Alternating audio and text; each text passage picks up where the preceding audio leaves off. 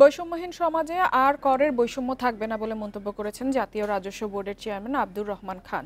বুধবার রাজস্ব বোর্ডে এক প্রাক বাজেট আলোচনায় তিনি বলেন, দীর্ঘদিন পোশাক খাত সহ যেসব খাত কর সুবিধা পেয়েছে এবার তাদের করের হার বাড়বে।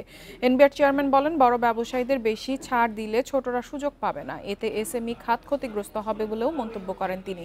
বৈষম্য দূর করতে ব্যবস্থা ধীরে ধীরে বাতিল করা হবে। কর ছাড় দিলে জনগণ সুবিধা না পেয়ে অনেক ক্ষেত্রেই ব্যবসায়ীদের পকেটে যায় বলেও মন্তব্য করেন এনবিআর চেয়ারম্যান।